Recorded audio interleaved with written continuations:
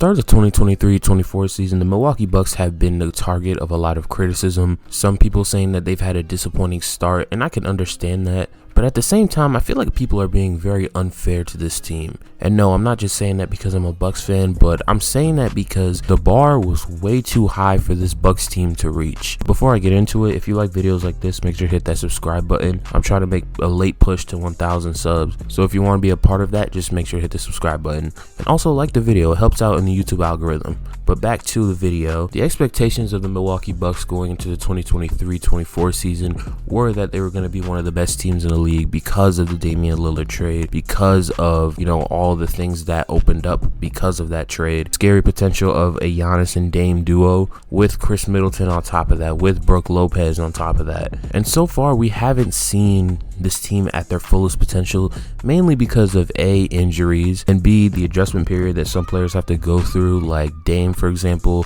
going from that Portland offense where he's the main focal point to essentially being like not a second option, but in like a 1A, 1B type role with Giannis, right? And then, some players having to adjust to a whole new defensive scheme, a coach in Adrian Griffin who does things a little bit differently from how Mike Budenholzer does things, and Giannis himself having to adjust sharing the offense and sharing a majority of the bulk of the shots with another player. Usually Giannis is the clear number one option on this team, but nowadays you got a guy in Dame who can take 20 plus shots. And I'll lay out the positives real quick. The first positive that I've seen is Giannis still looks like Giannis. I know some people are, looking at the stats and saying, oh, well, his numbers are down. But I'm watching the tape and Giannis still looks like his regular self. He's still driving to the paint effectively. He's still getting good looks. The jump shot is just as inconsistent as it's always been. The one thing I will say is the free throw game has taken a bit of a leap. Now, it's not significant, but definitely his new free throw routine is having an impact, and he's starting to be a little bit more reliable there. Now, I will say the turnovers have been a real big problem, but over time, I think that's something that Giannis will figure out. Another positive is Malik Beasley. He's been really good for this team offensively.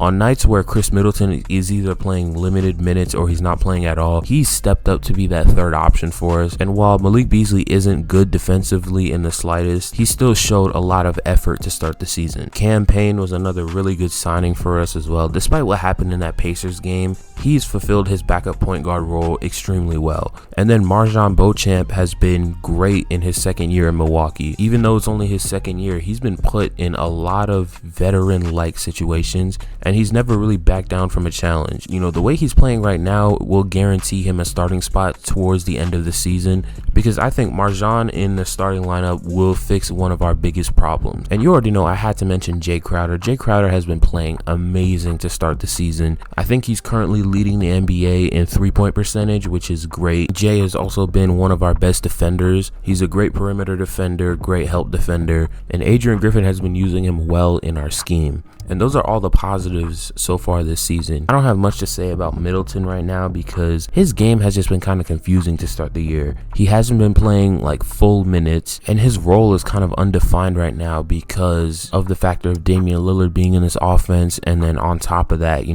have other guys like Malik Beasley who are taking shots. I just think when Middleton finally is starting to play more and more minutes, starter level minutes at that, his role with this team will be a lot clearer. But as for Dame, he's had some good games. He's had some bad games. A lot of Dame's struggles so far this season have just been getting used to being with somebody like Giannis, because Dame has never been with a player like Giannis where he is such a strong pick and roll partner, someone who he can dump the ball down to and just say go get a bucket. And for years he was the man in Portland, and Portland's offense really relied heavy on great perimeter play and not much inside play. So that's something that Dame needs to adjust to. And then on top of that, a lot of teams are starting to send up more pressure to the perimeter instead of, in the paint. More notably in the Hawks game, where the Hawks were sending a ton of pressure at Damian Lillard, and Dame was struggling to get those passes to Giannis off because they were blocking those out pretty much. They would have both Trae Young and Jalen Johnson just smothering Dame on the perimeter, and even at times they would have somebody like Capella step up too. And the same thing happened in one of the other games.